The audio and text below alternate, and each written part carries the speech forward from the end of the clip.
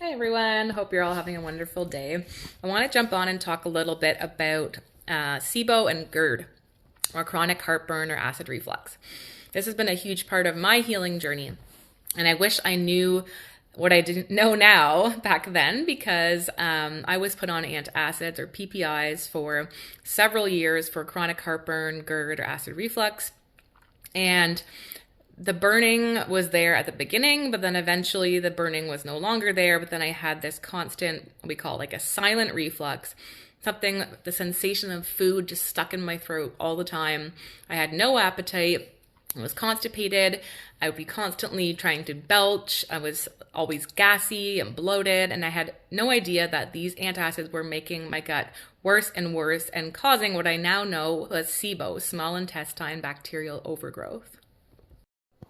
What frustrates me is no one was able to tell me why I was having this heartburn and reflux, and I started cutting out more and more foods. So I realized that fruit was a problem, onion and garlic and dairy and sugar and beans and lentils. Like I was down to basically certain vegetables, some fat and proteins, and occasionally gluten-free grains, but oftentimes just potatoes here and there.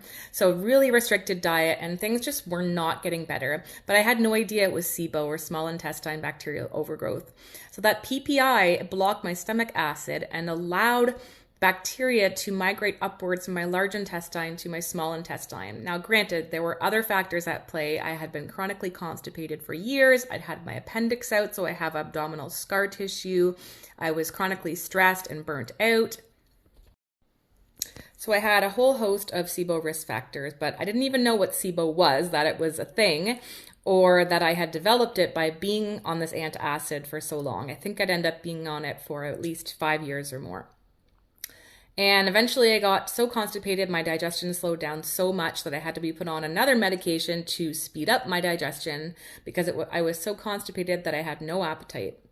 Anyways, all that to say, now I know that if I see clients, and obviously through my research as well as my schooling, but if I see clients with heartburn, belching, getting full very quickly after eating, more and more food intolerances, bloating to the point of looking 6 months pregnant no matter what they eat, it's a really good sign to me that they have SIBO, small intestine bacterial overgrowth, especially if they have been on antibiotics and antacids for a number of years.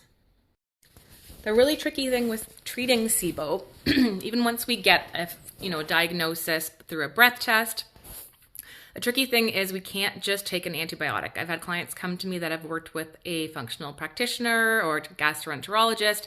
They prescribed an antibiotic and they oftentimes feel a lot better at the beginning, but then their symptoms come back a few months later. And that's because they're not addressing the underlying factors that have contributed to the SIBO in the first place, right?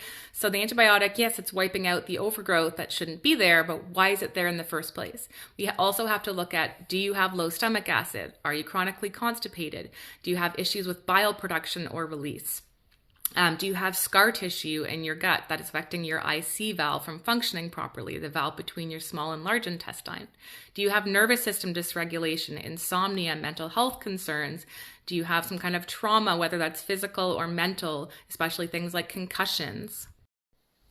So if you're struggling with SIBO, especially recurrent SIBO, and the things that you've tried so far, like probiotics, antimicrobials, antibiotics just aren't cutting it, I do recommend booking an appointment with someone like myself who has experience and knowledge in working with clients and successfully treating recurrent SIBO with a holistic whole body and mind body approach and not just fixating on diet and supplements. And this way, when we treat these root causes, we can get you back on a regular diet and no more restricting foods, no more stressing about foods. You're able to go out and eat and travel and do the things you love without worrying about, is this food going to trigger my SIBO symptoms? So if you have any issues with that, feel free to reach out and I look forward to hearing from you.